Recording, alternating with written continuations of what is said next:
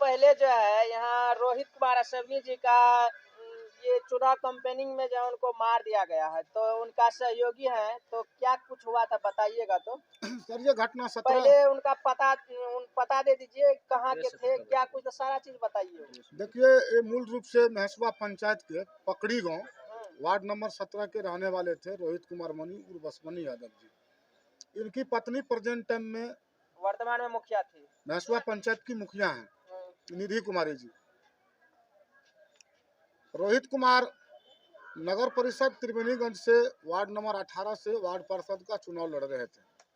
चुनाव उसी वार्ड में एक रंभा देवी नाम की महिला चुनाव लड़ रही थी और उसका भाई चिंटू सिंह उर्फ राजकुमार सिंह, जो काफी ही आपराधिक प्रवृत्ति का है,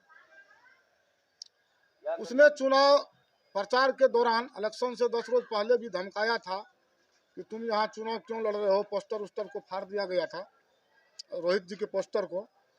तो हम लोग रोहित जी के साथ थाना अध्यक्ष संदीप कुमार सिंह के पास गए, त्रिवेणीगंज थाना, शिकायत करने के लिए कि हम लोग को धमकाया जा रहा है, चुनाव प्रचार ठीक ढंग से नहीं करने दिया जा रहा है, जान से मारने की चिंटू सिंह धमकी देता है अपने सहयोगी के साथ। थानाध्यक्ष रोहित जी को बोला कि तुम महसवा से यहाँ चुनाव लड़ने के लिए आ ही क्यों गए। चिंटू मिंटू सिंह वैसे ही अपराधी प्रवृत्ति का है। उसके ऊपर रोहित जी को ही फटकार के वहां से भगा दिया। उस पर कोई एक्शन दरोगा नहीं लिया, थाना गए तो कोई एक्शन नहीं लिया जी। जबकि चुनाव के दरमियान धारा 144 लागू रहती है और उस क्रम में हथियार का प्रयोग हुआ। इससे साबित होता है कि खुलेआम हथियार लेके धारा 144 लागू होने के बाद भी अपराधी घूम रहा था। इसमें थाना अध्यक्ष की भूमिका काफी संदेहास्पद है, इससे आप लोग अंदाजा लगा सकते हैं। हाँ, ये बात तो सही है। 17 दिसंबर की रात रोहित जी के साथ हम लोग थे और भी 8-10 सहयोगी थे, जैसे शशि रंजन यादव उर्फ लल्टू यादव, अरुण मंडल जी थे, नीरज मंडल थे गजहर से, बम यादव थे, जयप्रकाश यादव थे, मदन जी थे। ये सारे सहयोगी हम लोग इनके साथ थे।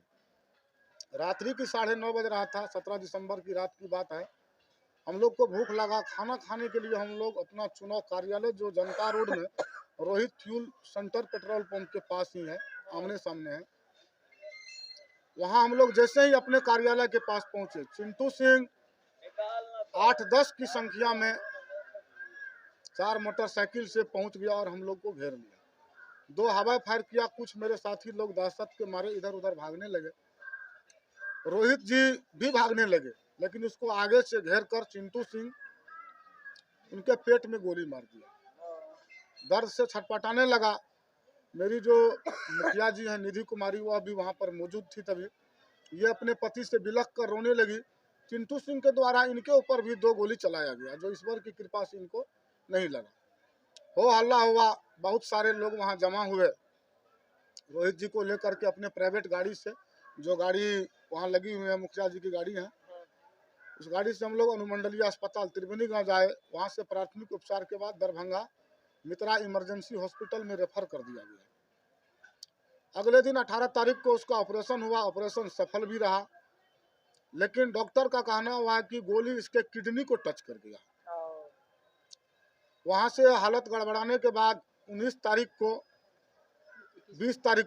तारीख को पटना के पारस हॉस्पिटल में रेफर किया गया, जहां पर इलाज के क्रम में 21 तारीख को शाम के 5-5:30 बजे रोहित जी को मृत्यु हो गया और पटना में ही लाश का पीएमसीएच में पोस्टमार्टम हुआ। अगले दिन 22 तारीख को 10 बजे रात में लाश वहां से आया, उसका दाह संस्कार किए। और कुछ ग्रामीण लोग, जो युवक सब उत्तेजित होकर के रोड को जाम कर दिया श्याम नगर में, तो उसमें कुछ जनप्रतिनिधि थे। मुखिया संघ के अध्यक्ष राजेश यादव जी, जो कोरियापट्टी पंचायत की मुखिया हैं, उनके साथ LK निराला जी थे, राजेश जी की पत्नी भी थे और सारे प्रतिनिधि थे। इन लोगों के द्वारा जाम को हटवाया गया, लेकिन प्रशासन की रवैया यहाँ तक गिर चुका है कि प्रशासन ने जाम हटाने वाले प्रतिनिधि के ऊपर ही मुकदमा दर्ज कर दिया है, जिसकी शिकायत हम लोग वरीय पदाधिकारी से किए। पप्पू यादव जी कल आए थे, वे भी वरीय पदाधिकारी से बात किए थे। पप्पू यादव जी क्या सब बताए? पप्पू यादव इस पीड़ित परिवार के इंसाफ के लिए बोले, SP साहब से भी बात किए थे। एसडीओ साहब से बात किए, डीएसपी साहब से बात किए थे।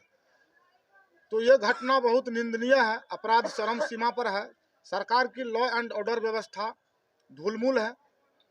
अब नए डीजीपी साहब राजवीर सिंह भट्टी आए हैं, इनसे उम्मीद है कि ये लॉ एंड ऑर्डर को दुरुस्त करेंगे। तो हम सरकार से यही मांग करते हैं कि अपराधी के ऊपर लगाम लगाए, प्रशासन को दुरुस्त करे और इस पीड़ित परिवार को न्याय मिले और अपराधी को स्पीडी ट्रायल चलाकर जल्द से जल्द फांसी की सजा दे। अच्छा, एक सवाल ताकि अश्वनी जी के आत्मा को शांति मिल सके और पीड़ित परिवार को संतोष मिले। और ये वर्तमान में महेशवा पंचायत की मुखिया है निधि कुमारी, और ये केस की सूचक भी है।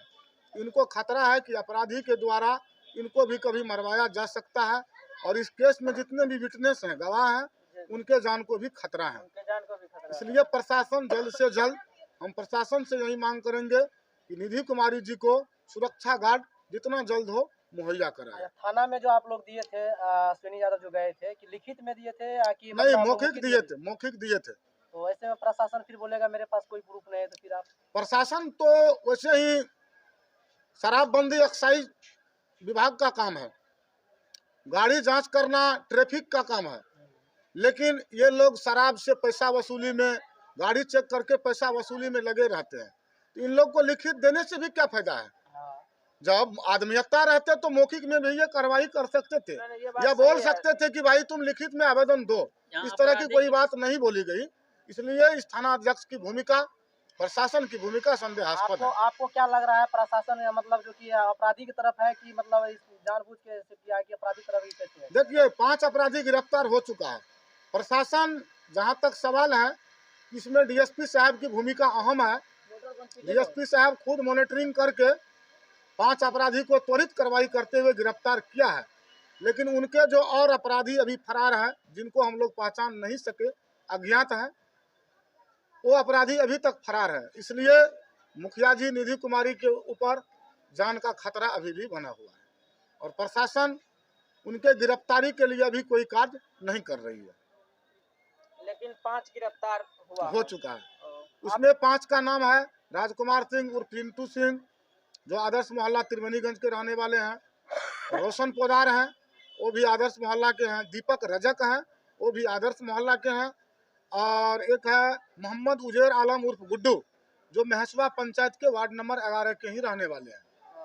और एक है धीरज मेहता, जो नरहा बगला वार्ड नंबर 16 के रहने वाले हैं। इन 5 अपराधी का गिरफ्तारी हुआ है। रोड जाम में कितना प्रतिनिधि के ऊपर केस हुआ है? हम लोग को पता है, वैसे तो एफआईआर कॉपी हम लोग नहीं देखे हैं, लेकिन पता चला है कि 4-5 व्यक्ति पे केस हुआ है नामजद, और उन सभी 60-70 पे क्या ये लोग के ऊपर जो केस हुआ है, क्या ये लोग उग्र आंदोलन कर रहे थे क्या? जी नहीं, ये आंदोलन तो शांत करने में लगे थे। शांत करने में लगे थे। तो यहाँ का प्रशासन को जो है, मतलब अगर कोई सहयोग कर रहे हैं तो वो रोड जाम करने वाले को ही जो है केस में डाल देते हैं। जी, ये प्रशासन की राजनीतिक मंशा के तहत जो है केस किया गया है। केस किया गया है। ये भाई जो है, क्योंकि राजेश जी मुखिया संघ के अध्यक्ष हैं, इस दरोगा के गलत नीति का उसने कई बार खिलाफ आवाज उठाया था उनके विरुद्ध। आप लोग इसलिए बदले की भावना से उनके पर केस किया गया। आप लोग ये दरोगा को आप क्या करना चाहते हैं? निलंबन? हम लोग इस दरोगा के निलंबन का मांग करते हैं, क्योंकि त्रिवेणीगंज की शासन व्यवस्था इसके बस की नहीं रहा। अगर इसकी बस का रहता तो ये 400 मीटर दूरी में हत्या नहीं होता। ये भाई, इनका छोटा भाई हुआ, ये रोहित कुमार मनी के जिनका हत्या हुआ, उनका छोटा भाई है। परिवार में सिर्फ ये और इनकी भाभी मुखिया जी और एक छोटी बच्ची है मुखिया जी का। माता पिता तो नहीं है? माता पिता दोनों का देहांत हो चुका है। 3 व्यक्ति बचा है परिवार में जी लगाकर। जी। अब आप लोग ये सरकार से और प्रशासन से क्या मांग करना चाहते हैं? प्रशासन से हम यही मांग करेंगे कि इस परिवार को सुरक्षा मुहैया कराया जाए और स्पीडी ट्रायल के तहत जल्द से जल्द अपराधी को फांसी की सजा दिया जाए। चलिए, बहुत बहुत धन्यवाद। और जो भी मीडिया भाई सब हैं, आइए यहाँ पर इस परिवार को न्याय दिलाने का कार्य कीजिए। और हम हाथ जोड़ के विनती करते हैं मीडिया बंधु से, हमारे राष्ट्रीय स्तर के और राजकीय स्तर के जो भी मीडिया चैनल हैं, इस मुद्दा को जोर शोर से उठाए, ताकि सरकार के कान तक, जो सरकार मेरी बहरा बन चुकी है, सरकार के कान तक आवाज जाए और इसके विरुद्ध सरकार ठोस कदम उठाए। चलिए बहुत बहुत धन्यवाद।